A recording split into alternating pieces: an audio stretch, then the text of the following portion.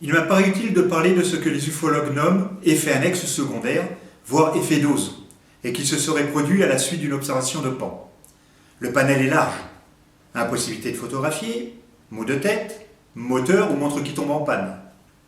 Ces anomalies étant attribuées à ceux qui maîtrisent les ovnis ou envoient leurs images. J'ose émettre que ces ufologues font l'erreur du biais d'attribution causale, ou ignorent ce qu'est l'apophénie. En effet, ces incidents décrits par les témoins, ou suggérés par les ufologues eux-mêmes, peuvent se produire en dehors de toute observation insolite. Les explications à la mode en ufologie prônent une intervention exogène dans la conscience des témoins, en ignorant superbement le biais de causalité, l'apophénie, ou plus simplement la pareidolie. Ces explications sont sous-tendues par la croyance. De notre côté, nous nous devions de développer une hypothèse plus simple que celle faisant intervenir un extraordinaire non testable. J'ai trouvé dans ma documentation ufologique une cassette vidéo, mot d'un autre âge, des une autre petite boîte dans laquelle se trouve un film. La source s'intitule OVNI en France. C'est publié dans le cadre des Portes du Futur en 1994.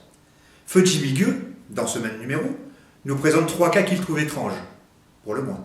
Le premier exemple dont nous souhaitons vous parler est celui de cette famille de Tronville-en-Barrois qui observa un engin au sol avec 3 êtres à l'intérieur.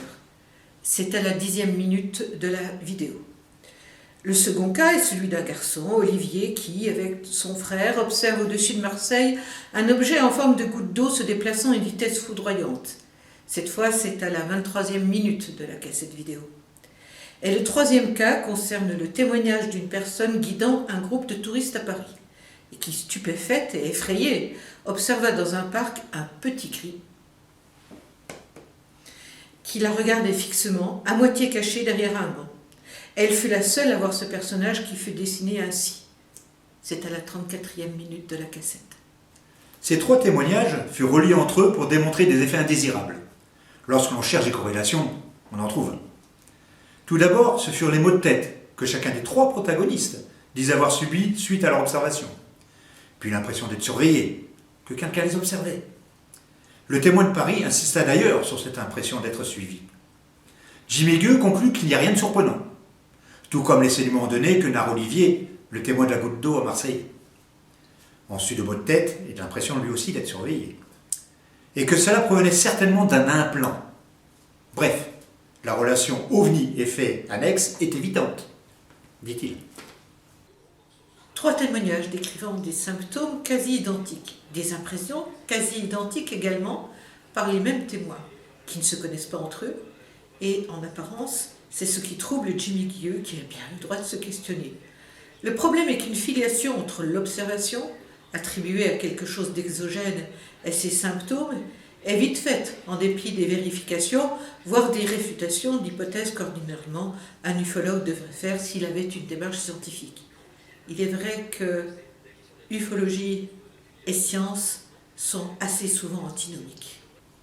À l'écoute des témoignages, en observant les lieux aussi, l'origine prosaïque quasi certaine des observations relatées m'apparaît assez aisée en vertu du rasoir d'Occam d'une part et de l'ouverture de ces dossiers par le CNEGU, avec un lien ici.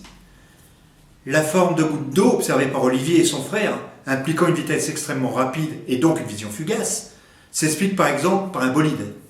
À cette époque, du début des années 90, j'en archive plusieurs cas recensés de beaux bolides dans le même secteur la même année.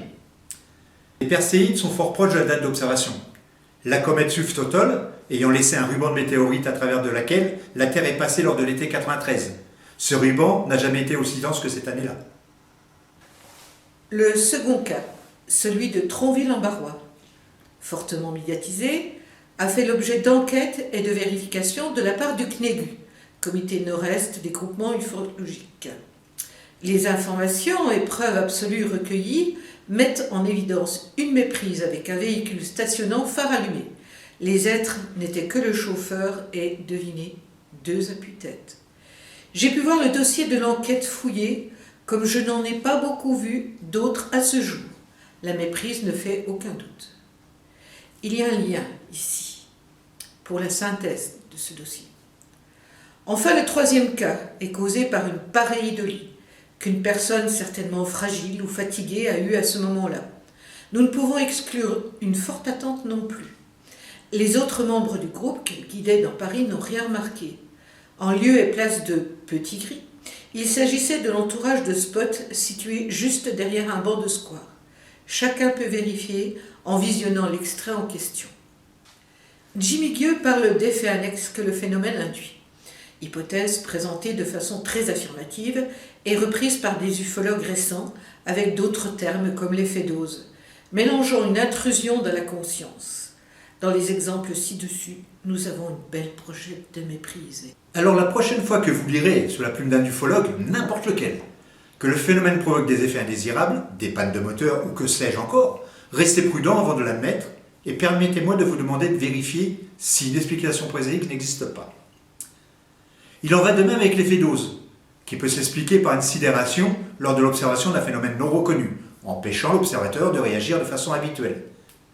Rappelez-vous que l'apophénie est une altération de la perception qui conduit un individu à attribuer un sens particulier à des événements banals. Tout cela en établissant des rapports non motivés entre les choses. Tout lui paraît avoir été préparé pour lui, pour tester s'il remarque ses bizarreries. La menace terroriste détaille ce processus avec force de détail, exemple dont le phénomène OVNI fait partie. Le lien est ici. Un ufologue, enquêteur dans la région de Metz, est parvenu à imposer dans l'esprit d'un témoin que ce dernier avait subi l'effet dose. C'est Jenny Randall qui qualifia le premier l'effet dose pour désigner de pseudo-modifications que pourrait créer un ovni à l'environnement du témoin. Cette définition est un peu abrupte. Dans ce cas précis du témoin de Metz, selon ce qu'il écrit lui-même, il semble avoir plaisir à intégrer cette pseudo-vérité qui fait de lui une personne à part. Conclusion. Méprise, sidération, apophénie, pareidolie expliquent bien mieux certains ressentis, eux bien réels, qu'une hypothèse exotique non falsifiable. Il faut le savoir, non ?